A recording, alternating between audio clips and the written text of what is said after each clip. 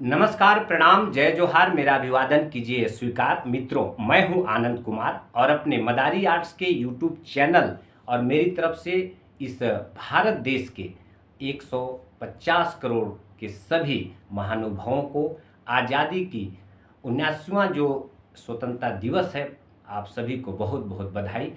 शख्सियत के आज के एपिसोड में हमारे साथ हैं श्री नरेंद्र सिंह जी। आप साहित्यकार हैं, बहुत सारी किताबों आपने लिखा है। आप सामाजिक विषयों पर शोध करते हैं और मार्गदर्शन सेवा संस्थान से आप जुड़े हुए हैं। आइए आज इनसे ही हम बातचीत करेंगे। नरेंद्र जी, बहुत बहुत स्वागत है आपका। धन्यवाद।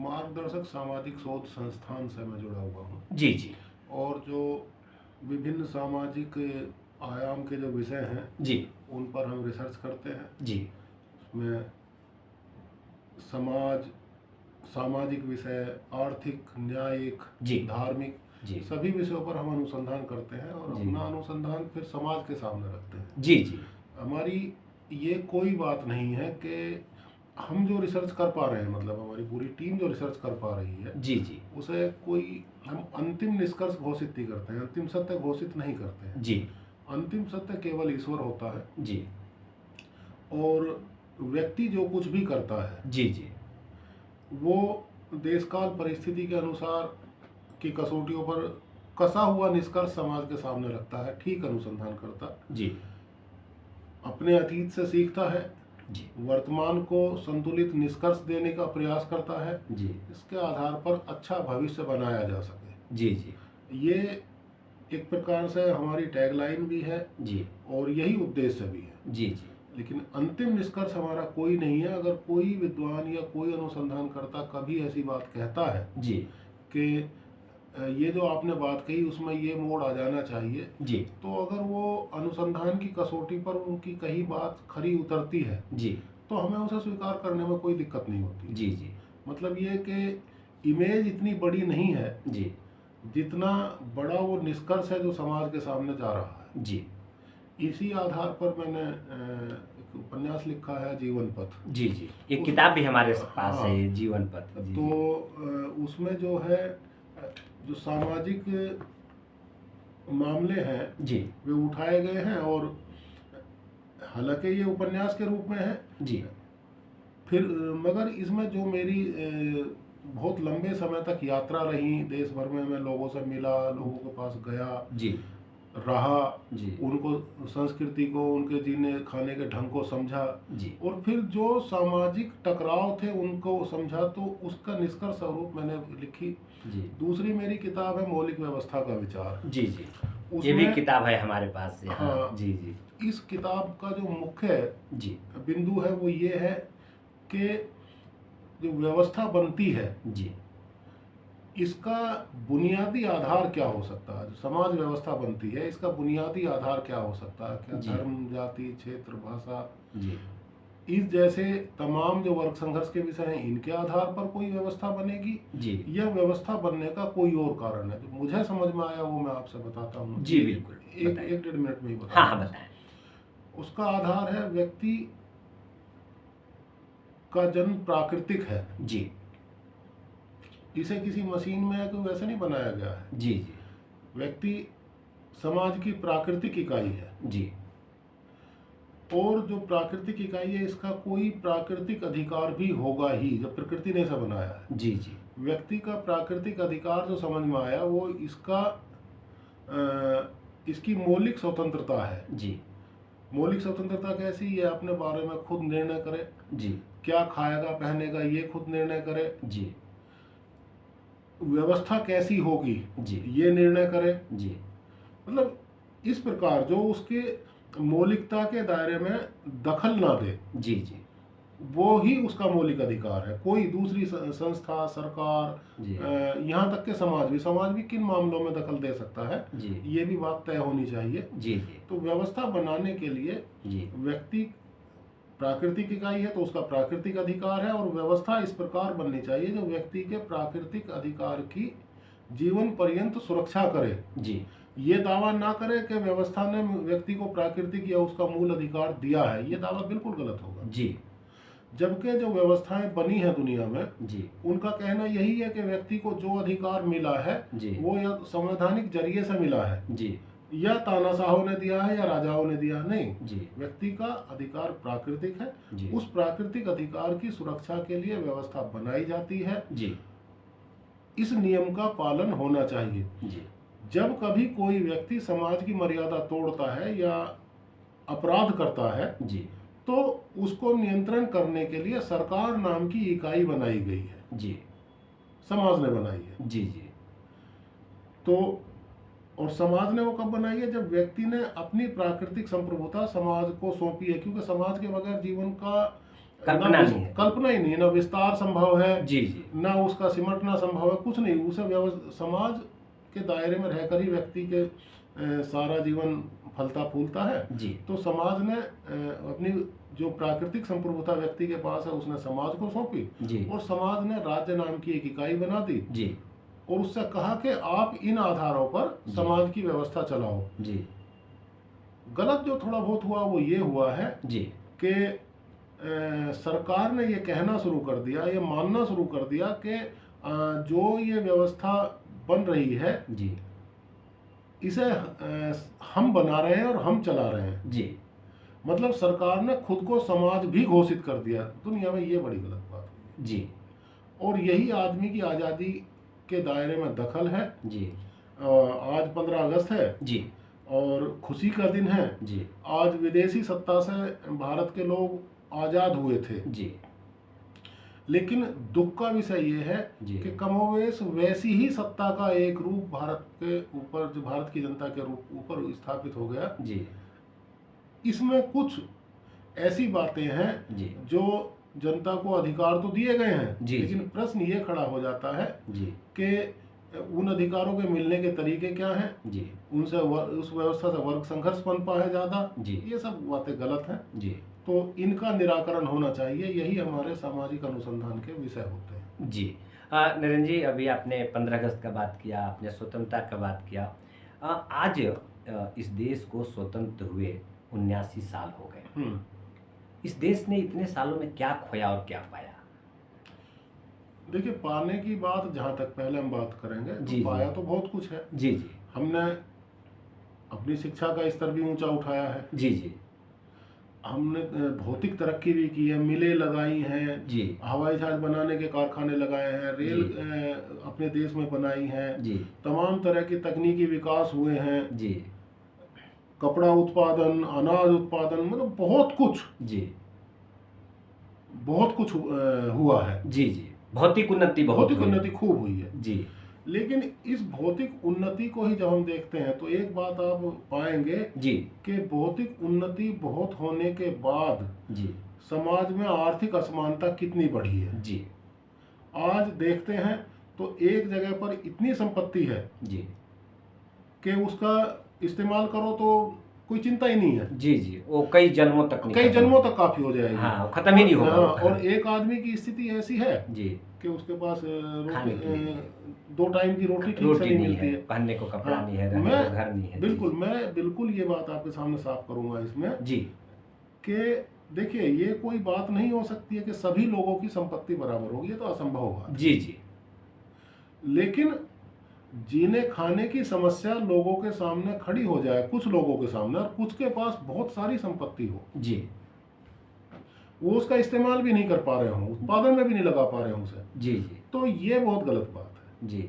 संपत्ति कोई कितनी भी कमाए, मुझे ऐतराज नहीं है, जो मेरा सोचना समझना, जी जी असीम कमाए, जी जी लेकिन जो संपत्ति वो कमाए जी उसे विदेशी बैंकों में, जी अपने घर की तिजोरियों में जी डंप ना करे, जी उसे उत्पादन में लगाए, जी जी लोगों को रोजगार मिले। जी ये कहना बिल्कुल गलत माना जाना चाहिए कि फला आदमी के स्विस बैंक में 50,000 करोड़ जमा है। जी अनेक लोगों के भारत के जमा है, ऐसी बातें होती रहती हैं। जी जी और सरकारें बनती बिगड़ती हैं कि विदेश से भारत का धन लाएंगे, जी हमें वोट दो। जी तो है तो हकीकत है, जी वो सारा जो भी धन है देश का, जी वो भारत में योजनाओं में लगे, उत्पादन में लगे। जी कोई कितना भी बड़ा उद्योगपति बने, कोई 1 लाख कारखाने देश में लगाए, जी जी उसमें कोई बुरी बात नहीं है, जी लेकिन देश की संपत्ति को डंप ना करे। एक दृष्टिकोण तो मेरा ये है कि जी। भारत ने जे एक तरफ तरक्की बहुत की है, दूसरी तरफ आर्थिक असमानता बहुत बढ़ी है। जी देश की संपत्ति तिजोरियों में डंप है, जी वो उत्पादन में नहीं लग रही। ये मैं ऐसा बहुत गलत मानता हूँ। जी जी दूसरी बात, जातीय वैमनस्य, जी जो कि जब हम आज़ाद हो गए हैं जी। विदेशी सत्ता से, जी तो जातीय वैमनस्य समाप्ति की ओर होना चाहिए, जी जबकि बढ़ता जा रहा है। जी। ये खोया है भारत ने। भारत ने। हाँ, भारत ने अपना सामाजिक चरित्र खोया है। जी जी धार्मिक संघर्ष, जी आदमी इतना सभ्य हो गया, हमने इतने बड़े बड़े शिक्षण संस्थान बनाए हैं, आईआईटी बनाए हैं, दुनिया भर की यूनिवर्सिटियां बनाई हैं, जी तमाम प्रकार के स्कूल बनाए हैं। जी उसके बाद धार्मिक वैमनस्य जैसी छोटी चीज जी बढ़ रही है। जी ये भारत ने खोया है। जी। नरेंद्र जी, जो हमारा वर्तमान देश की दशा और दिशा है, हाँ। तो आपने धार्मिक और आर्थिक चीज़ों को बताया। हम्म। कुछ आंतरिक शक्तियां हैं, जिसमें आतंकवाद है, नक्सलवाद है, चोरी डकैती, गुंडागर्दी, बलात्कार जैसी बहुत सारी चीज़ें हैं। ये लगातार बढ़ रहा है, क्या कारण हो सकता है इसका? मैं बता रहा हूं कि सामाजिक वैमनस्य इसका कारण है। जी देखिए, नक्सलवाद देश में बढ़ा, अब घटने की तरफ है। जी सरकार की कुछ योजनाएं ठीक है, जी। तो लगातार घट रहा है, कमजोर हो रहा है। कमजोर हो रहा है, अच्छी बात है। जी जी।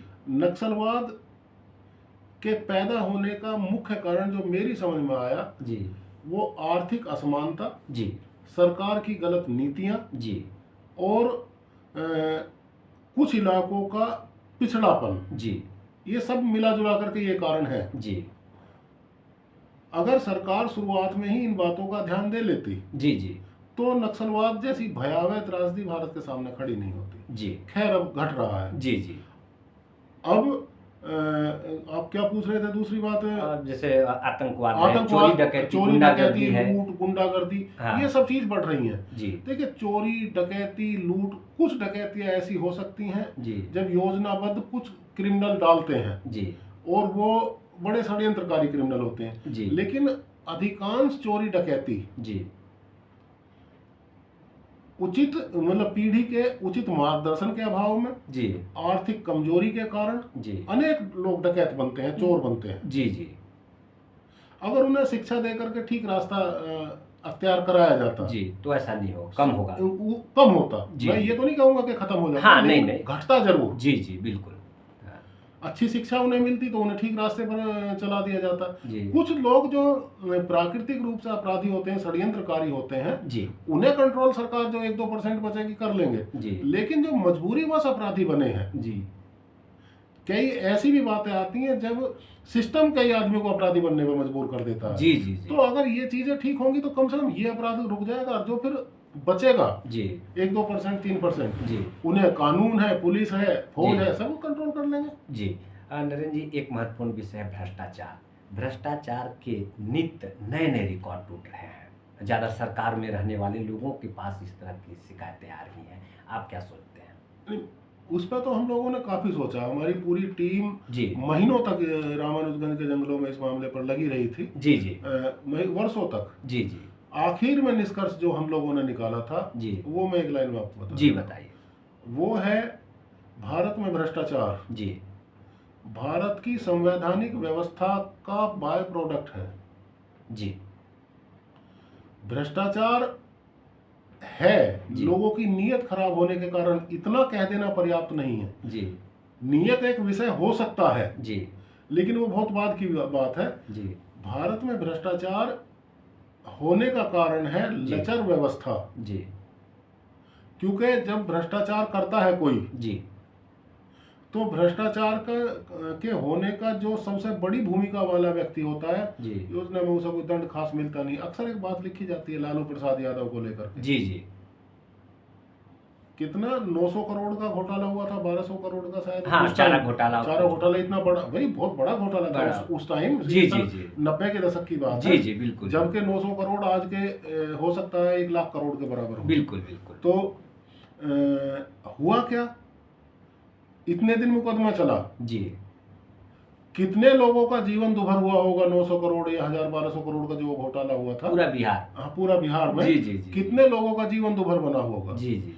कितने जीवों की हत्या हो गई होगी। जी जी और अनेक लोग ऐसे भी हो सकते थे जो उस योजनाओं से अगर ठीक तरह से लागू होती पनप जाते, जी कोई रास्ता गलत अख्तियार ना करते। जी जी मतलब समाज के पूरे परिदृश्य पर जब योजनाएं ठीक लागू नहीं होती हैं जी तो केवल इतनी ही बात नहीं है, केवल वो आदमी दोषी है जी जिसने वो गलत किया है। जी आप देख लेंगे भाई साहब, जी तो उस योजना के लागू ना होने का अगर अध्ययन कभी किया जाएगा और बात समझी जाएगी, जी तो जिन लोगों को उसका अच्छा परिणाम मिलना था, जो जिसके लिए वो योजना लागू की गई थी, जी अगर उनके जीवन में कुछ घटा है, खराब हुआ है, जी तो वो सारा परिदृश्य समाज का गड़बड़ा गया है। जी मैं आपसे कहना चाहता हूं कि अब उसमें हुआ क्या?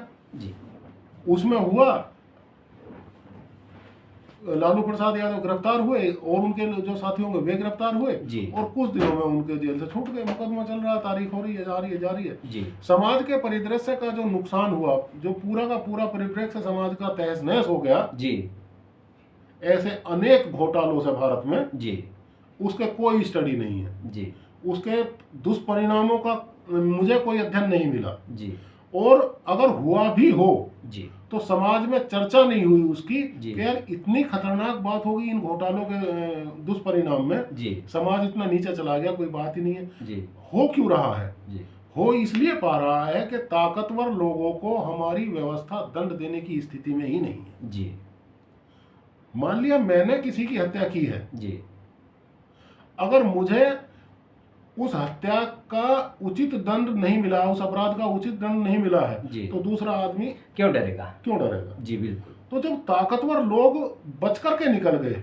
जी तो हिम्मत बढ़ती गई। हिम्मत बढ़ती गई। जी और ऐसी कानून व्यवस्था है ही नहीं जो ताकतवर लोगों को दंड देते। जी 3 महीने कोई दंड होता है 1000 करोड़ के घोटाले का। जी ये सहारा जी सहारा ग्रुप का मालिक जी दुनिया के पैसे ठग करके मर गया। जी किससे मिलेंगे, कैसे मिलेंगे, नहीं मिलेंगे, कुछ पता नहीं। जी जी क्यों हुआ ऐसा? जी इसके होने का कारण ये है कि जब नेता आर्थिक अपराध कर रहे हैं, जी तो व्यापारी भी सामाजिक उस आर्थिक अपराध में शामिल हो गए, उन्हें भी कोई सजा नहीं है। जी जी जिसको सजा ही नहीं है, जी तो फिर वो तो रास्ता बन गया, कानून का दुरुपयोग कर लेंगे सब। जी नरेंद्र जी, ज़्यादातर जो बड़े अपराध हुए हैं, आपने लालू यादव जी का तो एक उदाहरण दिया, ये जनप्रतिनिधियों के द्वारा, मिनिस्टर्स लोगों के द्वारा, बड़े लोगों के द्वारा किया गया है। आपको क्या लगता है, राजनीतिज्ञ लोग इस श्रृंखल हो गए?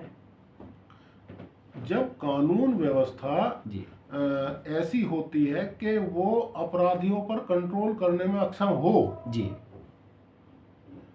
तो फिर तो पहले राजनीतिक लोग उच्छृंखल होते हैं और फिर सब उच्छृंखल हो जाते हैं। जी जी जी उत्तर प्रदेश में मुख्यमंत्री हैं जी ये आदित्यनाथ जी। जी जी बहुत अच्छी बात, अच्छा प्रशासन चला रहे हैं, जी शासन अच्छा चला रहे हैं, प्रशासन ठीक काम कर रहा है। जी जी कुछ जी सभी प्रकार के जो अपराधी हैं, कमजोर अपराधी, जी जो मतलब अपराधी मैं कह रहा हूँ, कमजोर हाँ, अपराधी, कमजोर अपराधी, छोटे मोटे जिनको अपराधी। जिनको राजनीतिक संरक्षण नहीं है, जी जो राजनेता नहीं है, उनके रोज एनकाउंटर हो रहा है। जी जी जी और जो बड़े अपराधी हैं, जी जिन्होंने हमसे पूर्व में बड़े बड़े अपराध किए हैं, जी जी उनको जेल तक पहुंचाने की इस सरकार की भी हिम्मत नहीं है। जी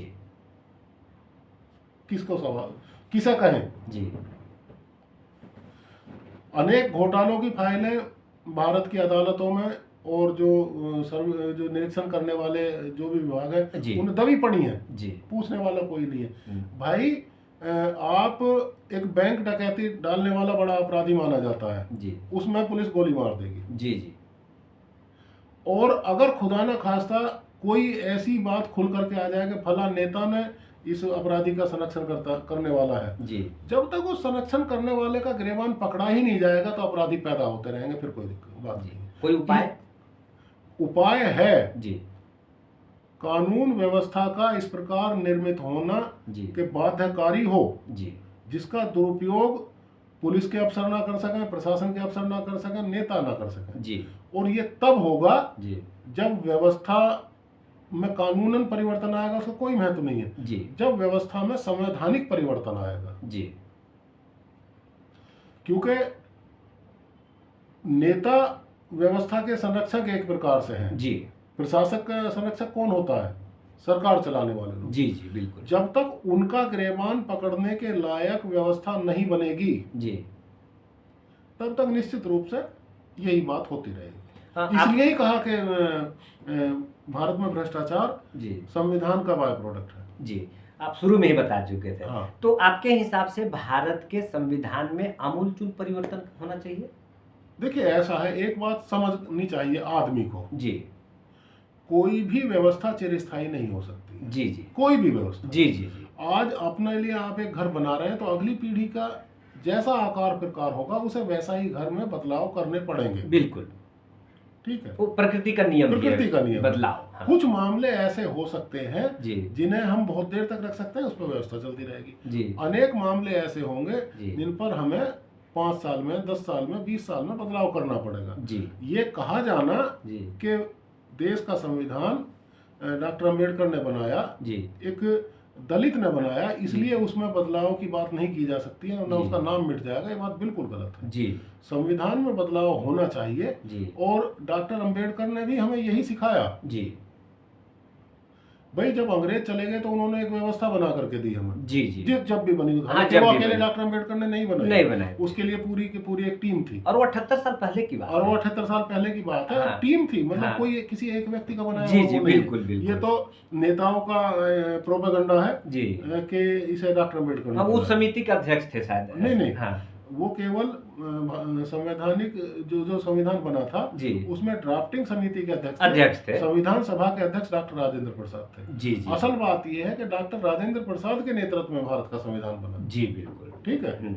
नेतृत्व में बना। हाँ। और नेतृत्व में तब बना जब भारत के लोगों ने एक संविधान सभा चुनी। जी मेरा कहना यह है कि जो देशकाल परिस्थिति के अनुसार समाज की स्थिति इधर उधर हुई है, बदली है, तो उसके आधार पर अब संविधान के प्रोविजन होने चाहिए जी और उन प्रोविजनों के आधार पर बदलाव होनी कानून बनने चाहिए। जी जी आज की परिस्थिति और जो अब कानून बने, जी ये जरूरी नहीं है कि वो अगले 100-200 साल तक चलते रहेंगे। जी वो आने वाली जनता तय करेगी। जी कई बार मुझसे ये बात कही जाती है कि आप अगर ये कहें कि आज ये कानून गलत आज बन गया है जी और कल कोई आदमी खड़ा होकर उसे गलत साबित कर दे तो कल आप बदल देंगे। मैंने कहा हाँ, बदल जाना चाहिए। जी बिल्कुल बदल जाना चाहिए। हाँ बिल्कुल, परिस्थिति के हिसाब से। हाँ जी नहीं तो फिर आदमी होने का मतलब क्या रह गया? जी जी बिल्कुल। अगर हम अपने किसी बड़े मार्गदर्शक की ही गलती ढोते रहे तो फिर वो कहाँ की समझदारी की बात? जी जी बिल्कुल बिल्कुल। नरेंद्र जी, इन परिस्थितियों में जो भारत इस समय भारत के लोग जो रह रहे हैं, ये 78-79 साल से स्वतंत्र हुए, करीब 80 मानिए जी 80 साल करीब 80 साल एक बहुत लंबा समय होता है। जी जी मैं जानना चाह रहा हूँ कि इस समय हमारा जो समाज है वो कहाँ टिका हुआ है, आप कैसे देखते हैं उसको? नहीं, देखिए, पहली बात तो मैं आपसे एक बात बता दूं जी कि भारत में जो भीड़ रह रही है, जी क्या उसे समाज कहना मुनासिब है? जी समाज का मतलब है व्यक्तियों का समूह। जी और भारत में समाज जो रह रहा है, जो भीड़ रह रही है, समाज मत कहिए, हाँ भीड़ रह रही है, जो भीड़ रह रही है हाँ हाँ वो व्यक्तियों का समूह नहीं है। जी जी वो है धर्म, जाति, क्षेत्र, भाषा, गरीब अमीर, उत्पादक उपभोक्ता के आधार पर जी। बटे हुए वर्गों का समूह। समाज किसी धर्म की जो मतलब एक तरह क्लैश है, जी टकराव है, जी समाज में वो कैसा हो सकता है? जी होगा तो समाज उसके लिए व्यवस्था बनाएगा, रास्ता बना लेगा। जी यहाँ रास्ता बनता ही नहीं। जी जातीय विद्वेष लगातार बढ़ रहा है और आप कह रहे हैं कि समाज है। समाज कहाँ है? जी जब समाज होगा जी तब ये समस्या नहीं आएगी ना। जी समाज बनाने का हमने प्रयास ही नहीं किया। जी आज तो भारत में अगर हिंदू धर्म के अंदर देखें जी तो जाट समाज है। जी लोग कहते हैं जाट समाज में ऐसा, राजपूत समाज है, जी गुप्ता समाज है। जी ये कैसे समाज है भाई? फिर समाज क्या है? जी ये जाति वर्ग हैं। जी इन जाति वर्गों की अपनी कोई व्यवस्था हो सकती है, जी जी लेकिन ये मौलिक समाज का नेतृत्व नहीं कर सकते हैं। जी हिंदू और मुसलमान मौलिक समाज का नेतृत्व नहीं कर सकते हैं, ये बात हमें समझनी होगी। जी मौलिक समाज है व्यक्तियों का समूह जी और व्यक्ति के लिए ये लाजमी है जी जब समाज का कोई प्रसंग उठे, जी कोई प्रश्न आए, जी तब निश्चित रूप से उस समय जी आप जो है अपनी जाति, धर्म, क्षेत्र, भाषा वाले जो विषय हैं जी जी ये पीछे छूटेंगे, जी तब समाज होगा। इनकी जब जरूरत होगी, जी शादी ब्याह में कहीं जरूरत है, किसी मामले में जरूरत है, जी तो आप उस सीमा तक इसका जिक्र करेंगे। जी जी समाज का जो कंसेप्ट है उसे आप डिस्टर्ब नहीं कर सकते हैं, जी जी जी। तब अपने आप संतुलन बन जाएगा। तो अभी जो वर्ग या समाज जिसको हम कह रहे हैं या वर्ग कह रहे हैं, वर्गों का जो समूह है, हाँ। तो इससे क्या हमारा यह जो मानव जीवन है या भारत के लोग क्या पतन की तरफ जा रहे हैं कि उन्नति की तरफ जा रहे हैं? नहीं, जब वर्ग संघर्ष बढ़ेगा, जी लोग शांत नहीं रहेंगे जी और उसे समाज की जगह अराजक भीड़ कहा जाने लगेगा, जी जी। साबित हो जाएगा कि इसे भीड़ कहना ठीक। अभी भी कई जगह हो रहा है, भीड़ कुछ भी कर देती है ना, भीड़ जी, कुछ भी कर देती कुछ भी कर देती तो है। फिर हम कैसे कह दें कि ये उत्थान की तरफ जा रहा है, तो भाई पतन की तरफ जा रहा है। जी उत्थान तो होगा ही नहीं फिर। जी उत्थान तो समाज का होगा, जी वर्ग संघर्ष जब होगा तो उत्थान नहीं होगा, जी। ये तो पक्की बात है। नरेंद्र जी बताइए कि वर्तमान जो सरकार है इस समय, आपको क्या लगता है किस तरह का काम कर रही है? इस सरकार कुछ मामलों में ठीक काम कर रही है जी। जहाँ तक जिस भौतिक उन्नति की शुरुआत हुई उसके मामले पर जब जाएंगे तो ठीक काम कर रही है जी। सेना के लिए बहुत बढ़ावा, मजबूती दी जा रही है जी। अच्छे कारखाने भी लगवाए जा रहे हैं जी। अच्छी सड़कें बनवाई जा रही हैं जी। रेल प्रणाली का, देश की रेल व्यवस्था का उद्धार लगातार हो रहा है। जी जी। तो भौतिक उन्नति तो हो रही है जी। लेकिन सामाजिक पतन को रोकने का कोई उपाय नहीं। जी।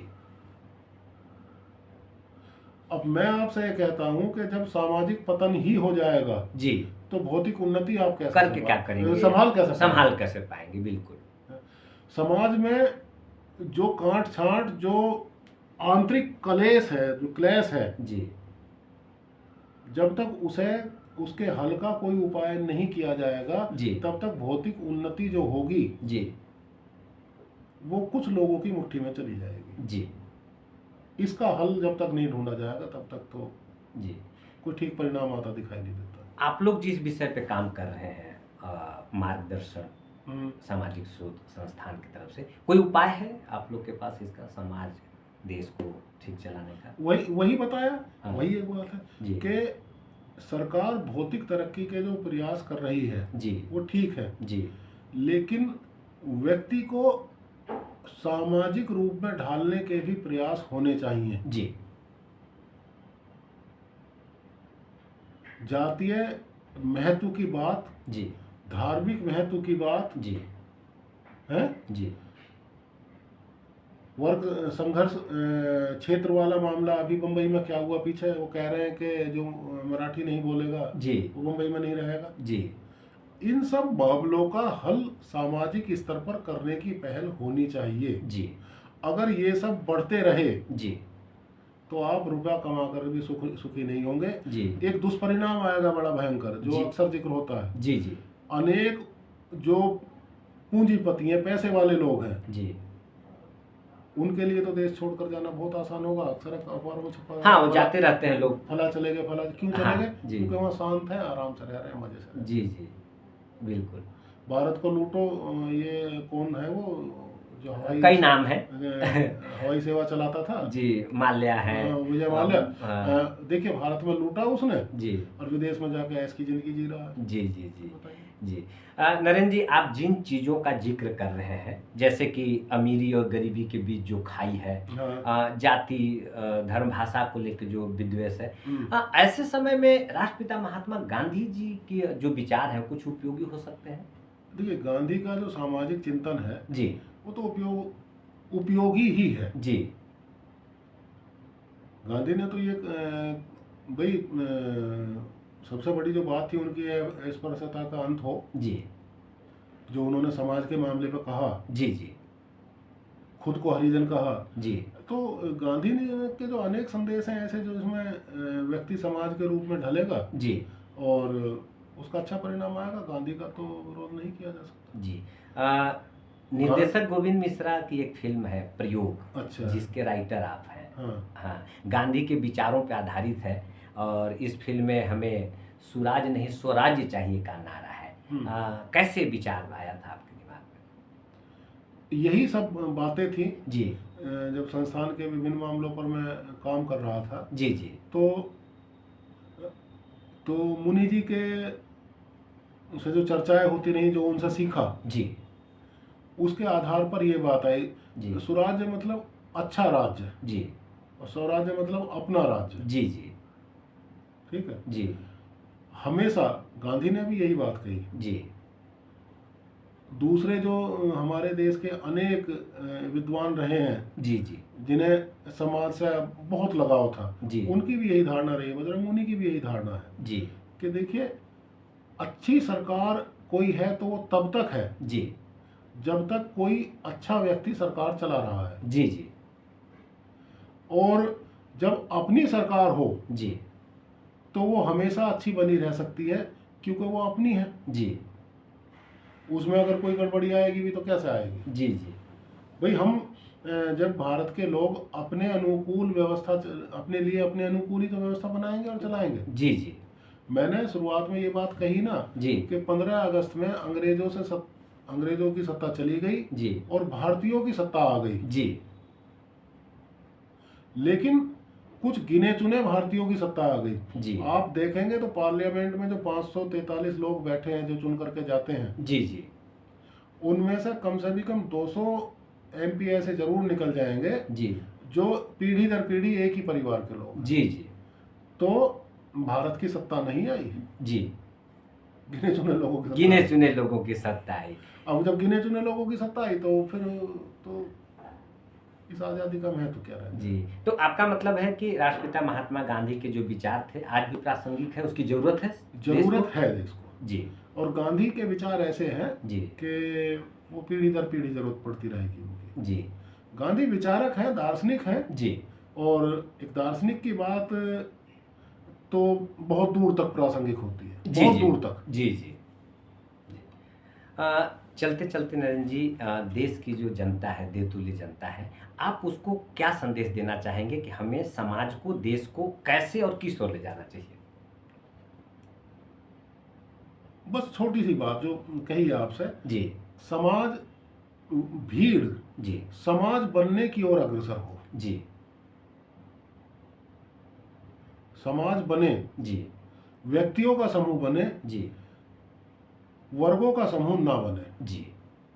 और जो भी नेता जी या जो भी नैरेटिव जी, चाहे वो नैरेटिव हमारा संविधान ही प्रस्तुत क्यों ना करता हो जी, अगर वो व्यक्ति को जातिवादी, धार्मिक या इस प्रकार का बनाने की चेष्टा करता है जी, तो हमारे अंदर ये हिम्मत होनी चाहिए कि हम उसका त्याग कर सकें। जी।